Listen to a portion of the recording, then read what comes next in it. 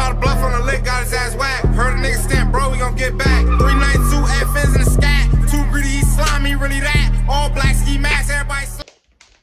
Not long ago, Lil Mabu was one of the most relevant drill rappers. Praised for his genius social media marketing, he gained the kind of traction most rappers dream of in a short time, setting himself. I ain't gonna lie, I remember reacting to his videos, and bro, his views would be at like 2 million in like 1 day, 2 days, and I'm like, yo, how is he this clouded?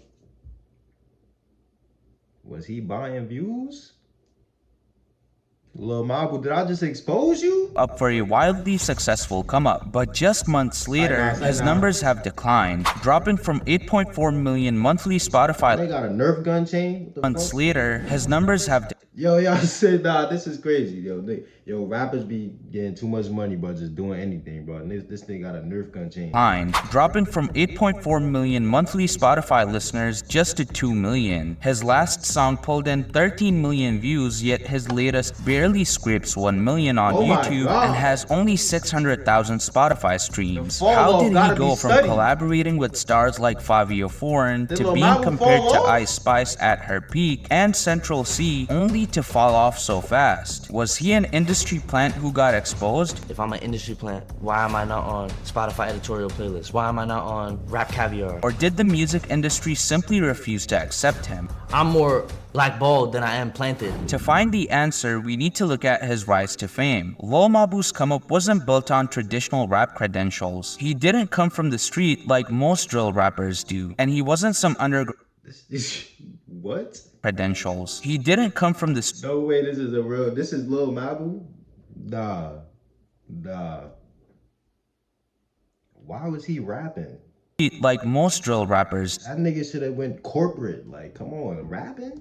And he wasn't some underground artist who built a buzz off raw talent. He was first and foremost a kid who understood internet culture better than most of his peers. His early music was nothing like the aggressive drill sound he became known for. A few years prior to his current persona, he was making lighthearted melodic rap, dropping commercial sounding tracks like Miss Me, which had more in common with pop rap than anything remotely drill. However, these songs didn't get much attention, but they did show something important. Mabu wasn't trying to be real from the start. He was experimenting, testing different styles to see what would work, almost as if he'd do anything to get more popularity with his music. And at a certain point, Mabu realized that drill was becoming more popular, and that's when he made a sharp pivot by starting to make drill songs which performed better compared to his previous attempts at commercial rap. In 2021, he dropped Demon Time, which was his first he linked up with Shy K and they jumped him. Song that got attention, but the comments on the music video weren't matching those that drill songs usually get. They were pointing out the irony of a rich white suburban kid making drill rap music. These comments could have easily been interpreted as discouraging or demotivating, but instead, Mabu would double down on this shtick. From this point onwards, Lil Mabu started changing how people saw him, building a fake image of having street credibility. He teamed up with other drill rappers like Didi Osama and Dusty Locane to make songs like No Snitching, which introduced him to a lot of people. On top of that, he started to post a bunch of TikToks and YouTube shorts. Believe it or not, this song got me a lot of views right now. Like, if y'all ain't go watch that, go watch that. I think that video is like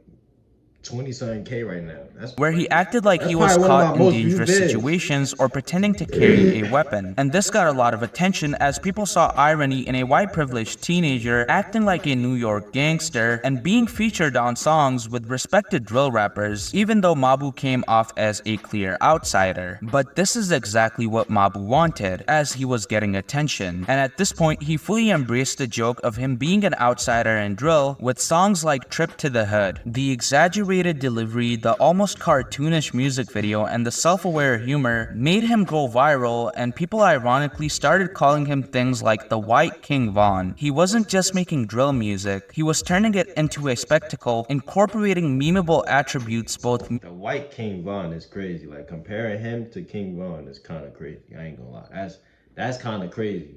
Is that not crazy? That's kind of crazy. Musically and through his online presence, so he I continued think y'all over exaggerating a little bit too much. Like, I love getting attention, and it was working really well. One day he'd say out of pocket stuff in his songs, the other he'd be shooting zombies with Didi Osama or deliberately engaging in controversy by dating Blueface's girlfriend. Basically, he had gained momentum by embracing his ironic image and pulling off stunts and something new with every song. But even though everything fell into place, all of this would become a problem for Lil Mabu. You see, Mabu's success was built on novelty. People tuned in because they were entertained and he was trending. But an audience that is built off of viral moments and trends can only take you so far if you can't sustain that virality or aren't capable of fostering a serious audience off the viral moments you make. Once people had seen the Lil Mabu gimmick a few times, Bro, I ain't gonna lie, he kind of had a good run though. Like, his run was crazy. Like I told y'all, this nigga videos was getting millions and millions and millions of views. Like, I'm like, bro, how is this nigga getting all, like, bro, not even on no hating shit. I was like, how the fuck is this nigga getting all these views? Like, and he's a white boy that's just rapping. Like, do y'all honestly believe he's living what he's rapping? That's how I look at shit sometimes when I see shit like that. I'm like, is he really on that? For me to like be listening to his kind of enjoying this shit, family, like. Over time, that shit just dies down. People start to realize you're not really on shit and that you just rapping. And then niggas just don't want to listen to you no more because they know you just lying. Maybe that's what happened to Lil Mabu.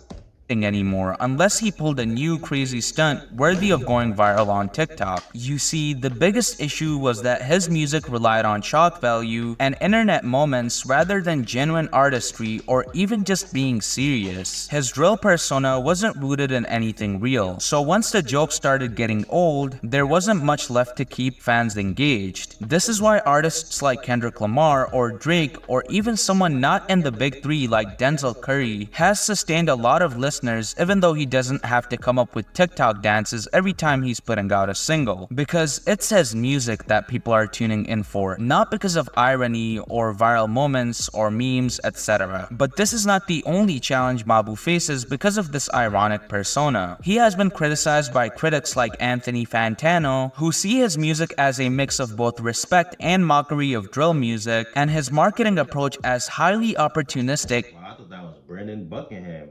Respect and mockery of drill music, and his that nigga kind of looks like Brandon Buckingham a little bit, I ain't gonna lie.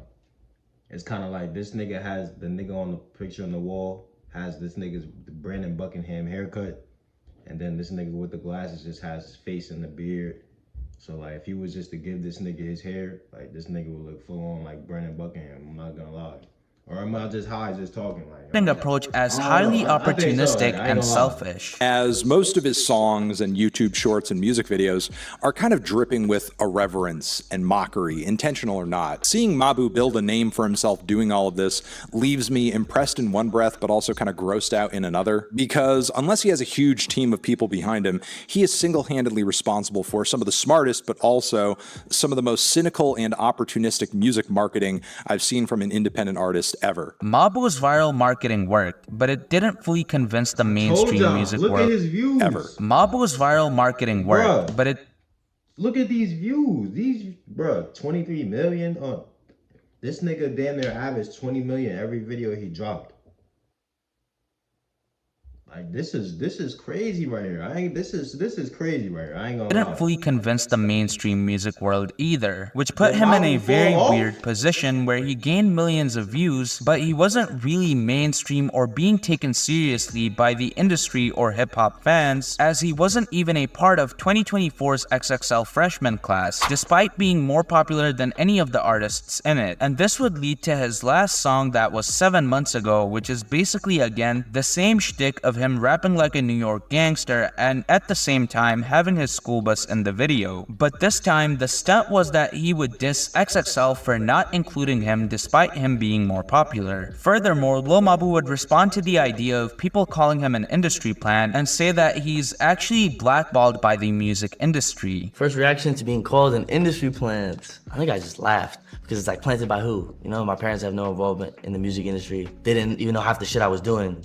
I understand that whole industry plant thing was an attempt to discredit me. If y'all actually use your fucking brain, If I'm an industry plant, why am I not on Spotify editorial playlist? Why am I not on Rap Caviar? Everything that's label run, Mabu doesn't see the light of day. I'm more blackballed than I am planted. Listen, man, I'll take it as a compliment. I appreciate it. One possible crucial reason for the decline in Lil Mabu's number Hey man, I'm not saying he the smartest, but shit, what he did worked. I ain't gonna is lie. the 7-month-long break he took, which may have been driven by demotivation due to his lack of acceptance in the mainstream music industry. His music, which heavily relies on gimmicks and shock value, can only sustain interest for so long. People are drawn to novelty, but once the initial excitement wears off, a one-dimensional persona loses its appeal. Without a deeper connection to his music or persona, the novelty fades, leaving fans less engaged over time. Lil Mabu has two possible paths. One, he could successfully transition into a serious rap career. Is this his dad right here? Like, is this his dad behind him? I don't know. How do you feel comfortable around all these thugs? All these niggas? I don't know, man. I wouldn't want that shit for my son, man. Like, my son, if I ever have a son or a daughter one day, rapping's gonna be the last option. Like, last option. I don't know about Femi. I don't know though. Distancing himself from the drill scene that made him famous and eventually be accepted by the music industry, or he can fade away, leaving behind an image of violent gangster rap like rappers we've witnessed in the past. Except for him, it would be even worse because it was all just fake persona to gain clout. Let me know what you guys think and subscribe so we Hey man, that's in this video. Make sure y'all like, comment, subscribe. Follow me on the gram at DiorJu, my Snap, Quad Have Emotion, and subscribe to the new IRL channel, Ju IRL. New vlog uploaded. Go watch that right now.